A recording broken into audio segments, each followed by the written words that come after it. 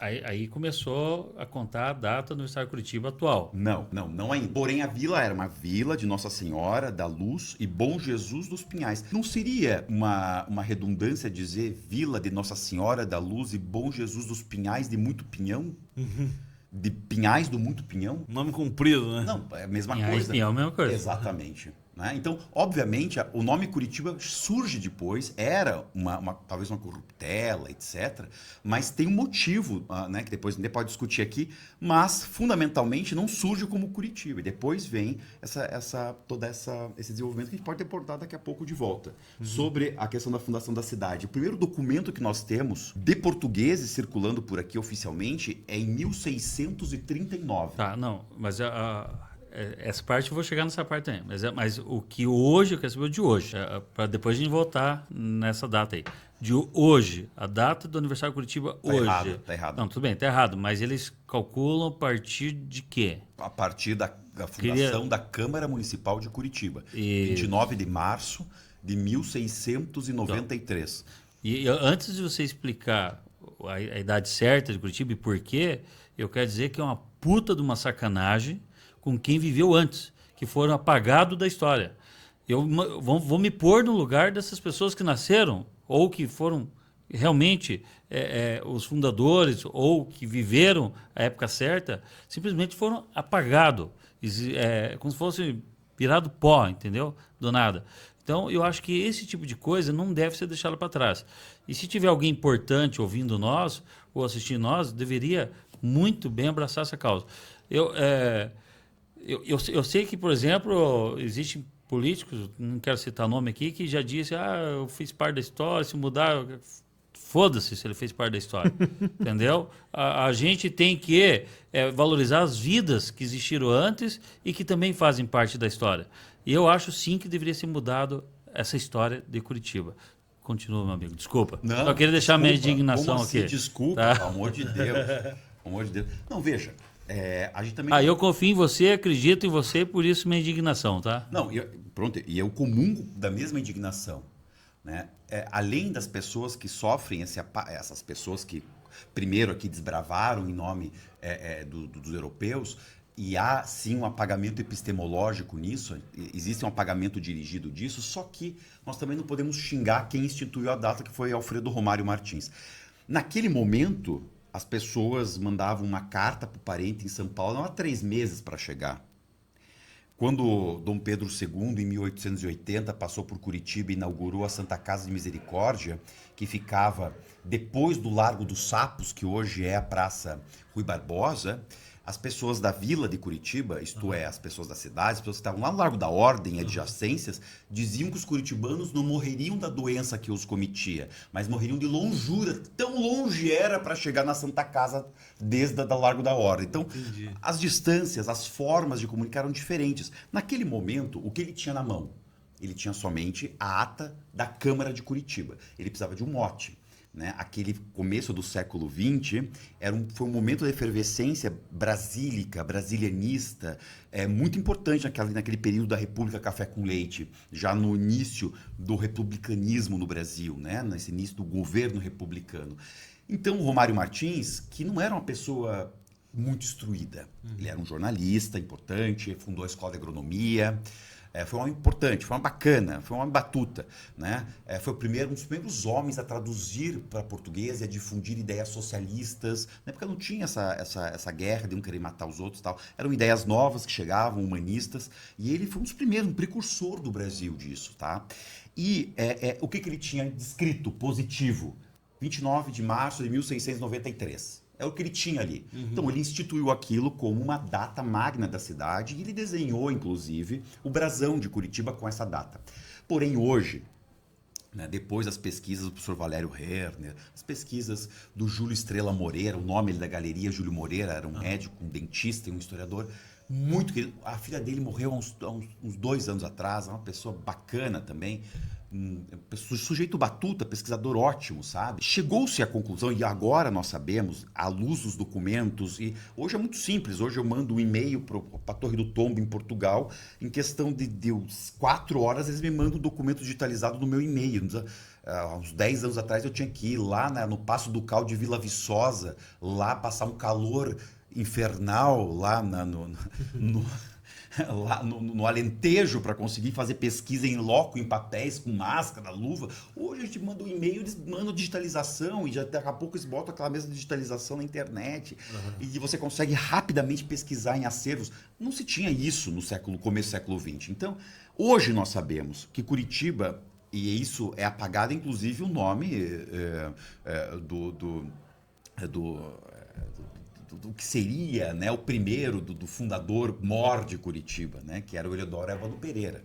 Né, porque o Eleodoro Evano Pereira passou por aqui, fez toda a correção, fez tudo o que ele precisava fazer aqui antes da fundação da Câmara de Curitiba. Né? Então nós sabemos que, obviamente, percebam, e aqui é muito interessante nós pensarmos nisso, o primeiro lugar onde foi descoberto ouro seguro, uma mina de fato de ouro, ainda que aluvião, no continente americano, foi na região de Paranaguá.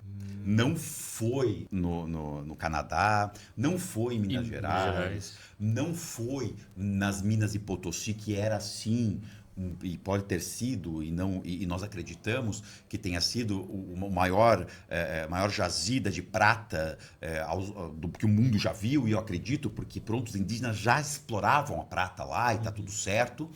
E, inclusive, o caminho de Piabiru chega lá, que passa e começa por aqui, chega lá, inclusive, havia toda uma interligação todas essas culturas, mas o primeiro ouro que os portugueses e os espanhóis descobriram nesse continente foi em Paranaguá, e foi por isso que os portugueses colonizaram, ocuparam, povoaram, aculturaram, protegeram, expandiram e nos fizeram como cultura. Senão não tinha motivo para eles ocuparem tudo isso, porque isso aqui não era nada. Entendi. Né? E era um silêncio. E hoje não tem mais ouro em Paranaguá. Né? Não tem mais. Né? E há muito tempo não tem. E durou pouco tempo, inclusive as minas lá. Inclusive o primeiro quinto dos infernos, porque hoje a gente paga a partir de 28%, agora com o novo IVA vamos pagar muito mais para o governo federal, só que na época era só 20% de imposto sobre tudo, só sobre o que se explorava. Então o ouro ou as riquezas da terra era del rei. Era do rei. Então nós tirávamos, como brasileiros que éramos, né? Tirávamos 1/5 disso, 20%, e pagávamos. Por isso o quinto dos infernos, porque todo o ouro tinha que ir para a casa dos quintos, que era chancelado, né? Já era separada a parte do rei, que é menos do que damos hoje para Brasília, né? E mandava-se os 20%, que achávamos muito, né? E isso com mão de obra servil vinda do tráfico de carne humana da África, que era a escravização que nós tínhamos aqui, que é uma vergonha até hoje. A primeira casa de quintos foi em Paranaguá, por conta dessa mina aurífera de ouro aluvial. Bom, os portugueses de burro só têm o branco do olho, porque eles sabiam que se havia ouro de aluvião serra abaixo, transpondo a grande e quase impenetrável Serra do Mar, hoje Paraná, as minas centrais estariam acima. Entendi. O que, obviamente, se nós estivéssemos vivendo naquele momento ali, qualquer um de nós faríamos a mesma coisa. Opa, vamos subir a serra! Coisa óbvia. E pegaram o caminho do Itupavá, né, da Pedra que Rola, o caminho do Itupava, que já existia, que é um caminho pré-cabralino, um caminho histórico de pelo menos 2.000 e tantos anos. Subiram, chegaram à borda do campo, né, e começaram a exploração dali, criando pequenos arraiais de faiscadores, com homens, somente homens, né, no primeiro momento. Pelo Arraial Queimado, onde hoje é Campina Grande do Sul, depois nas cercanias do que hoje é Quatro Barras, São José dos Pinhais, que é tão antiga quanto Curitiba, já que você fala, pleiteia, e nós também apoiamos e pleiteamos e valorizamos toda a região metropolitana, porque isso aqui é uma coisa só, né? Curitiba não é melhor nem pior, é uma coisa só, uma cultura só. São José dos Pinhais, inclusive o brasão de São José está com a data certa. E segundo o brasão deles, eles são mais antigos que a gente. Tá? E é onde surge Curitiba, numa curva do Rio Atuba, onde havia um núcleo de faiscamento de ouro ali. Então, foi o Júlio Estrela Moreira que conseguiu localizar isso. Hoje é exatamente no final da rua Marco Polo, no bairro Alto. Seguindo a rua Marco Polo, no final da rua Marco Polo tem a Praça Max Seusemeyer. Inclusive, um território que oficialmente pertence ao município de Pinhais, mas foi adquirido por Curitiba em 72 pelo prefeito Jaime Lerner para fazer o Parque Histórico de Curitiba. Porque ali foi identificado como o primeiro núcleo fundador de Curitiba. E aquilo ali durou muito pouco tempo, foi ali que começam, então, e aí podemos entender que eram portugueses de origem, do sul de Portugal, eram portugueses da região do Algarve, da região do Alentejo, porque eram muito devotos a Nossa Senhora da Candelária, ou Nossa Senhora da Luz. Nossa Senhora da Luz e Candelária é a mesma, é o mesmo título mariano, né? E que com certeza eles haviam erguido o primeiro pelouro, haviam erguido a primeira sagração, a primeira missa, no dia 8 de setembro. Então, possivelmente, isso é uma lógica histórica que se segue muito na América Portuguesa, né? Porque se dava o horário da cidade, o padroeiro da cidade, quando se rezava a primeira missa ou quando se tinha a primeira graça no local. Com certeza, então, esses primeiros povoadores, já que o hino de Curitiba diz glória de heróis fundadores, é essa gente, né, que subiu a serra com todo tipo de doença e toda a sorte, né? Se hoje é difícil subir, imagina a pé naquela época, né? Sem nada, sem comida, com todas as feras, etc. Com certeza a data é 8 de setembro, de alguma data próxima a 1590, 1620, por ali. A partir de 1632, 34, começam explorações vindo por aqui. Já havia se passado uma série de explorações, como de Pedro Lobo, que morreu trucidado, não se tem notícia até hoje, de onde foram para todos esses bandeirantes que passaram, todos eram trucidados pelos indígenas, e bem feito para eles, porque a terra é dos indígenas, não é? Pronto. Se estivéssemos do outro lado, faríamos a mesma coisa.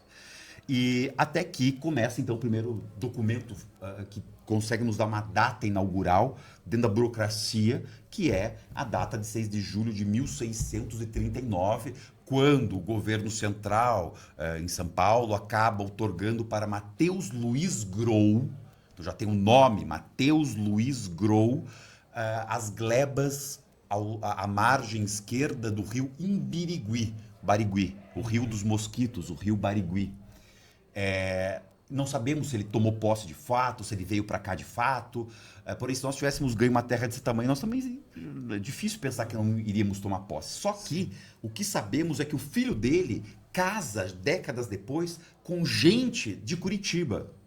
Já perto de 1654, já havia a povoação e a vila de Curitiba. Já havia casamentos. Havia uma capela curada, isso havia um padre celebrando missa.